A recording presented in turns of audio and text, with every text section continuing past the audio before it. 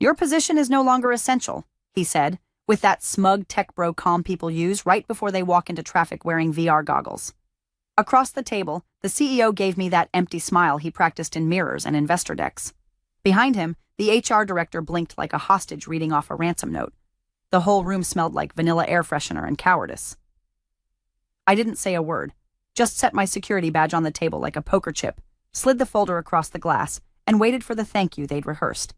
He launched into some hallmark eulogy about your years of service and the shifting priorities of today's competitive defense landscape, which is corporate for some McKinsey intern told me you're expensive. I nodded, polite as hell.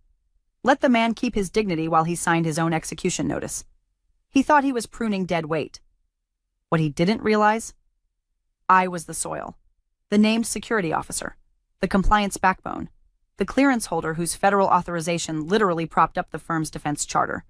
No signature from me, no contracts. No contracts, no business. But sure, Ted, let's call this restructuring. On the surface, I looked calm, professional, the boring woman in the sensible shoes who never caused trouble. But inside, it wasn't rage. It wasn't even betrayal. It was that click you hear when the last puzzle piece slides into place and you see the full picture, how deeply, profoundly doomed they were. Because here's the thing about defense compliance. You can't just fire the keyholder and expect the vault to stay open. There are rules. And while they spent their days whining and dining investors with buzzwords and balsamic glazed horseshit, I was the one quietly renewing our clearance paperwork, maintaining federal liaisons, ensuring every dotted I stood between us and a six-figure stop work order. Oh, and before I forget, if you like stories where corporate arrogance face plants into federal law, go ahead and click that subscribe button. Maybe toss a like while you're at it. It keeps our little team caffeinated and helps more people find stories like this before they get blindsided by some khaki-clad idiot with a restructuring PowerPoint. Back to the office. They had me escorted out like I might steal staplers or scream about injustice. As if I had to raise my voice. I signed the exit docs, smiled at the poor intern who couldn't make eye contact, and walked out without looking back. No drama. No scenes. Just me, my dignity, and one last email I sent from my personal laptop before the system locked me out. The subject line was simple. Clearance oversight. Termination update. I copied 2 federal agencies, per protocol. Included the date and time my responsibilities ended. Attached the signed SF-328. Closed the laptop. They thought it was over. What they didn't realize was that paperwork doesn't care about egos. That document alone. It nullified our defense charter, retroactively. Without a named clearance holder with valid authorization, every classified contract they'd touched since that moment became an expensive liability. But hey, I'm just a quiet former employee. What do I know? I went home, made tea, and sat by the window. Not angry, not smug, just still.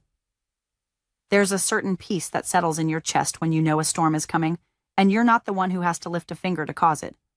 They wanted a leaner company. They're about to find out what it's like when compliance vanishes entirely. By the time I'd pulled out of the parking lot, HR had already flagged my credentials for revocation.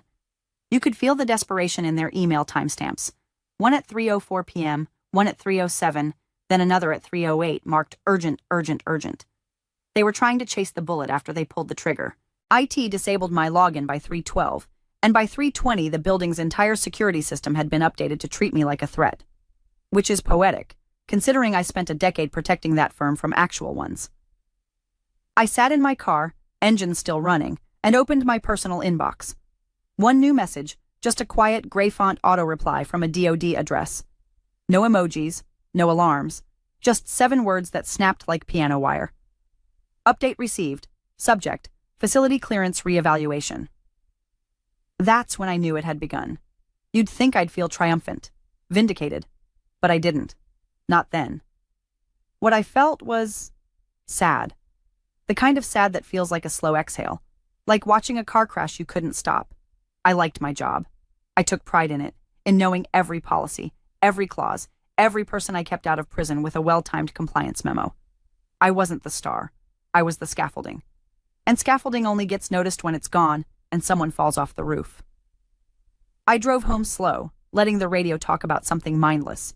Traffic, pumpkin spice shortages, some senator who fell asleep on live TV. But my brain kept drifting back to that folder they left on my desk. White label. Sharpie scrawl. Form SF328. Do not shred. I'd filled it out the week before, left it in plain sight during my exit meeting, and watched HR's intern glance at it, squint, then slide it aside like a coffee coupon. They had no idea that form wasn't optional. It was everything. Because once I submitted the termination update and failed to designate a new FSO within 24 hours, the facility clearance process didn't just freeze. It rewound. Contracts under review went cold. Existing contracts lost shield. Classified communication got flagged. And worst of all, the firm was no longer legally authorized to touch any of the data it had access to 15 minutes prior. But hey, I'm sure Brad from consulting will get it sorted. After all, he shadowed me for half a day back in April. Meanwhile, the guy they installed as my replacement, Tyler, I think, sent his excited to join the team Slack message before he even got his credentials approved. I'd seen his LinkedIn the night before. Compliance enthusiast, no clearances, no active certs, but he had that hungry MBA face and a TEDx talk on leadership. Good luck with Form 254, buddy. By sunset, I was curled up on my couch with a blanket, a cat on my lap, and an email draft from a former colleague blinking on my screen. Subject line, "Are you okay?" She'd heard something. She always did. I didn't reply. Not yet. It wasn't my turn to act anymore. Let the system run its course. Let the efficiency cuts hit the walls they never saw coming. Let the CEO discover, slowly and with dawning horror, that federal law does not give a single damn about synergy, vibes, or shareholder value. The company thought I was just a name on some org chart. They were about to find out I was the signature. By Friday morning, he was already strutting across the auditorium stage like a televangelist selling salvation through synergy. The all-hands meeting was mandatory, which meant half the staff dragged themselves in, nursing resentment and bad coffee. The other half tuned in remotely, muted, cameras off, already hate-scrolling job boards under the table. Me? I watched the replay a day later, curious how delusional the man would get in front of a crowd he barely knew. He started with buzzwords. Transformation, agility, vision verticals. You could feel morale deflating with every slide. Then came the self-congratulation. "I'm proud to announce a successful restructuring of our compliance architecture," he said, gesturing to an org chart that now looked like someone spilled alphabet soup on a whiteboard. "We've eliminated redundancy, consolidated oversight, and streamlined outdated processes." Translated from CEO to English, I cut everyone who told me no. Then he waved over a guy who looked barely old enough to rent a car. "This is Tyler. He's joining us as Interim Director of Regulatory Operations. Not compliance, not security. Regulatory Operations. The kind of title you invent when someone's unqualified, but you still want them to sound important." Tyler wore skinny slacks and a baby blue blazer like he'd been peeled off a startup ad. He grinned like he didn't realize he was stepping into a minefield and said, "Thrilled to be here. Let's make compliance awesome again." Somewhere in the back, an engineer snorted into his thermos. No one clapped, but no one challenged it either. They never do, not in real time. That's how men like our CEO thrive, by surrounding themselves with silence and people who confuse LinkedIn endorsements for actual qualifications. He clicked to the next slide, a bullet point list of upcoming milestones. At the bottom, finalizing submission for Project Cardinal, Q4. That one made me sit up. Project Cardinal wasn't just a classified bid. It was classified high side. Any involvement required an active facility security officer with Tier 3 clearance minimum. No exceptions. No consultant oversight. And to file, the submission had to include the FSO's full name, badge number, and signature on 3 different forms. And guess whose name was pre-printed on the application? Mine. Because those templates were created months ago, when I was still the named officer. And no one had updated the forms, or the policies, or the approval workflows. They just hit send, assuming automation would cover their incompetence. I imagined the legal intern responsible for filing it, dutifully uploading the packet to Cybernet, never realizing the minute they submitted with my name but without my current designation, they'd triggered a compliance red flag that made Homeland Security blink twice. But sure, streamline it, buddy. The kicker? The CEO ended his speech with a cheesy little mantra. "In this company," he said, "we don't cling to the past, we build the future." The crowd clapped this time. Or maybe the sound guy just hit the track. Back in my living room, I poured a fresh cup of tea and smiled like a woman watching the last 5 minutes of a true crime documentary, where the villain realizes the phone calls were coming from inside the house. The arrogance wasn't what surprised me. It was the speed. He didn't just gut the compliance framework. He lit the match and asked everyone to admire the flame. But fire doesn't negotiate. And neither does federal code. Tyler may have had the blazer, but I had the badge. Or rather, I had it, until they took it from me. Now they had a paper trail with my name, no authority behind it, and a ticking regulatory time bomb disguised as a PowerPoint win. And somewhere in a government inbox, a caseworker was staring at Form 328, realizing their contact had been terminated mid-cycle. Tick. Tock. By Monday, the polite silence started turning jagged. It began with bounced emails. First just one or two, messages to federal liaisons that came back with vague errors or delay notices. Recipient unavailable. Delivery timed out. Mailbox full. But then came the rejections. One flagged sender.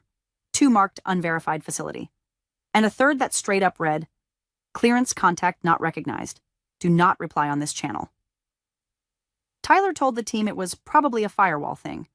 He said it like someone who'd just Googled firewall on his phone and thought the issue would fix itself if he clicked refresh hard enough. By noon, procurement stalled. The systems themselves were fine, but vendors wouldn't release materials. Purchase orders hung in limbo. One vendor sent an apologetic message. "Until status is resolved, all shipments are paused. Apologies for the inconvenience." Vague, sure, but every sentence read like it had been vetted by 5 lawyers first. Meanwhile, Tyler kept walking around the office like a lost exchange student in a language immersion school. "I'm still getting up to speed," he told the finance lead. "This isn't my core strength," he admitted to a contracts manager. When asked if he'd submitted the FCL verification for Project Cardinal, he said, "That's a week 2 item." The man had no clearance, no training, and no idea that the clock had already stopped. Clients noticed. They always do. Quietly, at first. A usually warm project manager started replying with one-liners. A phone call was cut short with, "We'll revisit next cycle." One agency contact who'd always started emails with, hey, sent a terse, "Please confirm your FSO status as soon as possible." The lawyers upstairs started sweating. That's when they reached out to the Defense Industrial Base office. No reply. Not a maybe later bounce back or an automated, "Your ticket is in our queue." Just nothing. Like a switch flipped and the firm went from vendor in good standing to ghost with access to secrets. Because when a facility loses clearance, the government doesn't yell. It just stops talking. Somewhere around 3 p.m., the director of legal, a man who once laughed when I asked if he'd read the NISPOM, emailed the CEO. Short subject line, "FSO status, urgent." No reply. So he tried again, this time CCing 3 board members. Still silence. That night, I met someone at a little coffee shop near Crystal City, a place where the cappuccinos taste like regret and the baristas all wear lanyards with nothing printed on them. He was already seated, mid-50s, plain suit, no business card, just a folded manila envelope and a face that had seen a lot of people fall on their own swords. I sat down. He said nothing for a long while, just tapped the envelope once. "Do they know what they did?" he asked finally. I shrugged. "They think they saved money." He smirked. "They burned their parachute on the way up." We talked in circles, the way people in our world do. He never said the company's name. I never said mine. But he knew. They always do. His final question was the only one that mattered. "Are you willing to stay out of it?" I nodded. "I'm just a private citizen now." That phrase sat heavy between us. Not bitter. Not smug. Just final. I didn't need to fight them. I didn't need to whistleblow or leak or seek revenge. I had done my part. Filed the forms, reported the termination, followed the process to the letter. The rest was gravity. The company hadn't been sabotaged. It was just following the rules I used to uphold. And now that no one was left to uphold them, those rules were finally having their say. The first real crack showed itself in the form of a rejection. Not a polite one, either. Just a hard-stop denial stamped across a PDF like a foreclosure notice. Incomplete submission. Unverified FSO credentials. It landed in legal's inbox at 8:47 a.m. By 9:10, every VP on the executive floor had seen it. By 9:20, someone finally asked out loud, "Wait, who signed our last DD Form 254? The room went still. Fingers hovered over keyboards. Emails paused mid-sentence. Tyler, who had spent the morning eating granola bars in someone else's office chair, looked up like a deer hearing its own eulogy. "I don't think I did," he said. "I mean, I reviewed some stuff. Maybe. It's all kind of a blur." That's when the panic started, because Form 254 wasn't just some internal memo. It's a legally binding document that authorizes the handling of classified information between entities. It requires the signature of the cleared FSO assigned to the contract. No FSO, no signature. No signature, no contract. It's not a "we'll fix it later" issue. It's a "you just opened a black site with a house key from Home Depot" issue. Legal tried to recover. "Okay, well, who's listed as our current FSO?" Someone pulled up the official record in JPass. Dead silence followed, because there was no current listing, no assigned officer, no continuity file, no valid signature since me. I wasn't just the last person to fill the role. I was the only one ever authorized for it at that clearance level. And, here's the kicker, on the last updated continuity form, I had been marked not just as the responsible officer, but as the sole continuity designee. It wasn't just sloppy oversight, it was total dependency. And now I was gone. In the legal war room, someone dropped their phone. Another began whispering into a headset, trying to figure out if the classified data delivered 2 weeks ago was now considered a breach. Because if that contract was executed under invalid credentials, that wasn't just a compliance issue. It was a federal violation. Tyler looked like he wanted to crawl into the fluorescent lights and disappear. "I thought Sarah transferred everything before she left," he said weakly. "She did," one of the paralegals snapped, voice tight. "She transferred it by filing the termination notice, which you didn't follow up on." By mid-morning, the CEO finally surfaced. Red tie, dead eyes. "Get it sorted," he growled. That was his leadership style. Bark at problems like they were disobedient dogs. But you can't bark at paper trails. You can't intimidate protocols. And you sure as hell can't bluff your way through classified compliance. The phone calls started shortly after. One from the prime contractor asking for clarification on our status. Another from a base liaison politely requesting we confirm active FSO coverage to maintain site access. And then, my favorite, a voicemail from a federal program manager, sharp and cold as steel. "Until verification is reestablished, consider your file and review. Access suspended." At home, I sat at the kitchen table, sipping lukewarm tea while skimming through a gardening catalog I wasn't really reading. I hadn't checked my phone in hours. Didn't need to. I could feel the storm thickening. But somewhere under the surface, beneath the ache of betrayal, the disbelief that they'd been so reckless, something else stirred. Not glee, not revenge, power. A quiet, unshakable sense of leverage, not the kind you wield like a weapon, but the kind you simply are. I hadn't done anything cruel. I hadn't sabotaged a single file or hidden a single form. I'd simply done my job, right up until the second they told me I wasn't essential. And then, like any good officer, I'd documented my departure with precision. They chose to ignore the rules. Now the rules were choosing not to ignore them. By Wednesday morning, the word suspended started making its rounds. Not whispered, not shouted, just quietly printed in sans serif across an email from the contracting office like it was nothing more than a status update. Subject: Program. Hold notification. Contract. Yakfrazor 714. Body: pending verification of facility clearance status and security oversight personnel. All activity related to the above contract is hereby suspended until further notice. The CFO read it 3 times, then once more aloud, just to make sure he hadn't suffered a small stroke. But the language didn't change. Suspended. No timeline. No clause to negotiate. Just full stop. A multi-million-dollar contract parked on a side street with the hazard lights flashing and a boot on the tire. Downstairs, finance began to panic. Not loudly. Not yet. But a few inquiries popped up in the payroll system. Why wasn't the second disbursement for Division 6 processing? Why was the access flag showing authorization pending?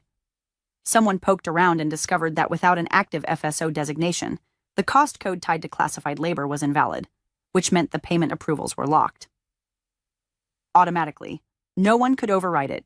You can't pay cleared employees without a valid contract, and you can't have a valid contract without an FSO. and they didn't have one. But oh, they had a memo. It came from legal, who by this point looked like they were aging in dog years. It was sent to department heads, team leads, even mid-level managers who didn't know what DD Form 254 meant a week ago. Subject: External Communication Protocols. Body: Effective immediately. Please refrain from contacting any former employees regarding compliance matters or prior security roles. All inquiries must route through legal or executive ops. They didn't mention me by name, but everyone knew. It hung over the office like stale cologne. HR printed the memo and taped it to the break room fridge, right above the expired oat milk and passive-aggressive notes about microwave etiquette. Back in the corner office, the CEO was no longer in campaign mode. No more LinkedIn posts about embracing change.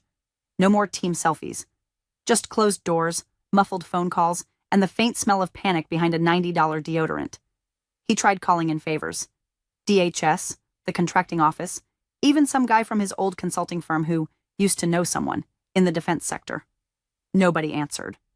Or worse, they answered, listened, then said nothing meaningful before hanging up. Compliance doesn't do favors. It does forms. And his name wasn't on a single one that mattered. He stormed down to legal demanding to know why the FSO role couldn't be expedited. Because it's not a TSA pre-check, one of the lawyers muttered after he left. It's not a damn fast pass. That afternoon, I walked to my mailbox like I always did. Quiet street, crunchy leaves, sun sliding across the roof lines. In the box was a single envelope from a vendor I used to manage. Inside, a small thank you card with 3 words written in perfect cursive. You were right. I stood there for a moment, letting the wind push my hair across my cheek. A week ago, I was just another name in the directory. Not flashy, not loud, just a line item in a budget they didn't bother to understand. Now, I was the gap, the breach they never saw coming. The oversight no one could backfill with PowerPoints and interns. The silence that made the whole machine seize up. And funny thing about silence, it echoes louder the longer it lasts. The company hadn't imploded yet. Not publicly, not catastrophically. But inside, the walls were closing in. Fast. They had traded certainty for charisma, policy for presentation, and me for Tyler. The only thing louder than the CEO's fury was the sound of 1,000 gears grinding to a halt because someone forgot to read the manual. And now I wasn't invisible anymore. It happened on a Thursday morning so quiet you could hear the copier jam from 3 rooms over. They arrived without fanfare. 2 federal agents in suits so plain they practically repelled small talk. No badges flashed, no SWAT theatrics. Just the kind of firm, measured gait that turns open floor chatter into held breath. One carried a slim leather folio. The other walked with his hands loose at his sides, like a man used to not needing to run. They checked in at reception with ID cards that made the intern's throat click audibly. She paged legal. Legal paged the CEO. The agents didn't sit down. They just waited. 5 minutes later, they were in the corner office with the glass walls and fake ficus. The door shut, blinds drawn. I wasn't there, obviously, but I knew the script. Agent 1 set the folio on the table like it was a final draft of someone's career obituary. Then he removed his glasses. Not quickly, not dramatically. Just a slow, practiced gesture that made the room colder somehow. He didn't raise his voice. He didn't need to. The woman whose security clearance holds your firm's charter, he said. Where is she? The CEO blinked. I'm sorry, I'm not sure I follow. She was terminated last week. Someone from legal jumped in. There was a restructuring initiative. We're in the process of... The agent didn't look at him. Just opened the folio and turned a document toward the CEO. Per your facility's own filings, the charter is valid only under the continuous supervision of the named facility security officer. He tapped the line. That name is Sarah Elaine Morgan. Clearance ID 7842B. He let that settle. No sound but the whisper of HVAC and one lawyer quietly dying inside. That oversight lapsed, the agent continued. There was no successor designation, no formal continuity plan submitted. As of 4:39 p.m. last Thursday, your firm has operated without a compliant FSO, which means nothing we've touched since then is legal. The CEO muttered, too fast. His voice cracked at the end. The second agent finally spoke. Including Project Cardinal. You could hear the breath suck out of the room like someone opened an airlock. Project Cardinal wasn't just any contract. It was a multi-agency initiative with embedded clearances, sensitive infrastructure maps, and an auditing clause that might as well have been written in blood. Submitting under false credentials wasn't just a disqualifier. It was a criminal act. The CEO tried to recover, lurching toward corporate speak like a drowning man grabbing a soggy mission statement. We were under the impression that our interim director had— Your interim director, the first agent said, glancing briefly at a secondary file, has no clearance, no recorded credentials, and no formal authority under any defense compliance structure. Legal opened his mouth again, then closed it. The CEO stared at the paper like he could will the words into meaning something else. But they didn't shift. Federal forms don't bend, they break. And right now, so was he, because it had finally hit him. Not the loss of a contract, not the embarrassment. The scale. The realization that every decision he'd made to trim fat, to move fast, to disrupt legacy systems, had culminated in a direct violation of the same laws that governed our firm's existence. He hadn't just fired a compliance officer. He had fired the keystone. And now the arch was collapsing. Elsewhere in the building, staff began noticing things. Meeting invites disappearing. Client logins revoked. Slack channels renamed to cryptic acronyms like prelim legal. Someone in HR cried in the stairwell. Someone else updated their resume during lunch. And me? I was sitting by the river with a paperback and a half-finished coffee, not far from the agency office where my clearance still lived quietly in good standing. The wind was nice. Geese honked. A man jogged past talking to his dog like they were coworkers. I didn't need to be there to watch the fall, because some things don't make noise when they break. They just stop working. By the next morning, the fallout had shape. Not rumors, not gut feelings. Paper. Stamped. Signed. Irrevocable. Project Cardinal. Contract status. Voided. It hit the inboxes like a funeral bell. A red seal notice from the contracting office, terse and surgical. They didn't bother with theatrics. Just a single paragraph, citing lapse in FSO designation, misrepresentation of security oversight, and non-compliance with clearance validation timelines. No appeals. No second chances. Attached beneath it, like a cherry on a toxic sundae, was a second notice. A retroactive suspension of another long-standing contract, the one with the satellite system's subcontract. Because when you lose good standing with one agency, the rest don't call to ask how you're holding up. They assume you're compromised. And then the phone calls started. Clients, vendors, quiet messages worded like breakups from people afraid to get messy. We're pausing upcoming collaboration. We'll revisit partnership opportunities in the next fiscal. We're initiating a reevaluation of vendor compliance requirements. Which all meant the same thing. We're out. In the office, it was open war. Executives canceling meetings with thin excuses. Legal running on fumes. Tyler, gone. Left a resignation email with no punctuation and a smiley face. HR scheduled resilience training. No one attended. Half the staff put their LinkedIn profiles on public. Then came the internal investigation. Board mandated. Independent. Brutal.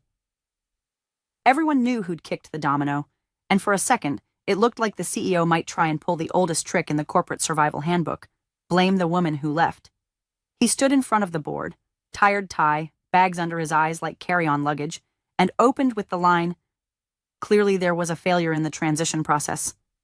He implied, never outright said, that I had left without adequate notice, that my role hadn't been transparent, that I might have even known the damage it would cause, as if I'd slithered out in the night with secrets in a duffel bag. That's when legal spoke. A woman I'd never liked much, but who, God bless her, understood the weight of federal paperwork better than she did small talk. "We reviewed all documentation," she said flatly. Ms. Morgan filed her termination report exactly within protocol. The Form SF-328 was submitted within the mandatory timeline. She notified the contracting office, DHS, and the Defense Industrial Base. She designated no successor because no successor was cleared. Everything was by the book. The room got quiet in the way rooms do when truth slices the air like a scalpel. The CEO looked down. He didn't argue. But the CFO? He leaned back, muttered just loud enough for the mic to catch it. "Our charter was her clearance. We can't bid again until we rebuild from scratch." There it was. The sentence that took 10 years to earn and 10 days to watch crumble. Rebuild from scratch, meaning new application, new vetting, new compliance infrastructure, meaning re-audits, reauthorization, and likely losing every classified opportunity in the pipeline. They'd turned off the light and shot the electrician. And me? I was sitting at my kitchen table that evening, polishing off a piece of peach cobbler from a cafe near the Pentagon, watching a documentary about bees. I wasn't gloating. I wasn't popping champagne. I was calm.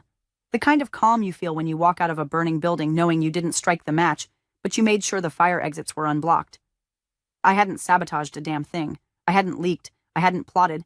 I hadn't even spoken out. I just stopped holding the line. And they, so convinced I was background noise, never realized the weight I'd been carrying until I let it go. The company didn't collapse because of me. It collapsed because no one else knew where the beams were. The email came late, tucked between a gardening newsletter and a shipping confirmation for a mug I didn't remember ordering. Subject line, panel invite, oversight and ethics in high-stakes compliance. The sender was someone I vaguely remembered meeting once at a defense conference years ago, the kind of woman who wore neutral suits and could recite CFR citations from memory. She wrote, "We'd be honored to have you share your perspective. Everyone's talking about what happened. Your silence said more than some people's manifestos." I sat with it for a moment. Not flattered, not even surprised, just steady. The panel was virtual, of course. Half of us in clean blouses and pajama pants. A few hundred attendees, all muted. Government people, compliance officers, contract managers, folks who'd had to learn the word whistleblower in real time. When it was my turn, I didn't talk about the CEO, or the contract, or the exact timeline. I talked about responsibility, about what it means to know the rules, not to twist them or move fast and break things, but to honor them. I told them how compliance isn't the fire escape. It's the walls that keep the damn building standing. I said it soft even. No drama. Just truth. When the panel ended, I logged off and checked my inbox. New message. No subject. Just the preview. "Your story's making rounds. You did it with elegance." It was from a woman I didn't know. Different firm. Different state. Same industry. Same battlefield. She didn't need to explain. We speak the same language. The kind carved into the margins of forms and policies and security protocols no one celebrates until everything's on fire. I looked up from the screen and exhaled through my nose. There was no vindication in it. Just peace. Just gravity, finally doing its work. Across town, things were still unraveling. The CEO resigned. The press release used the usual phrases: pursuing other opportunities, transitioning leadership, grateful for his contributions. Meanwhile, the company was officially under federal audit. Half the board was lawyering up. The other half was pretending they'd raised concerns privately all along. I didn't bother watching. Instead, I logged into a new portal, a secure consulting dashboard for cleared professionals. The background was sterile gray. The font, dull. Nothing dramatic, except one thing. My clearance, still active. I clicked into a new contract opportunity, reviewed the scope, checked the timeline, scrolled to the bottom where the client name was listed. It was a competitor. Direct, aggressive, hungry. The kind of firm that had always played second fiddle to my old company. Until now.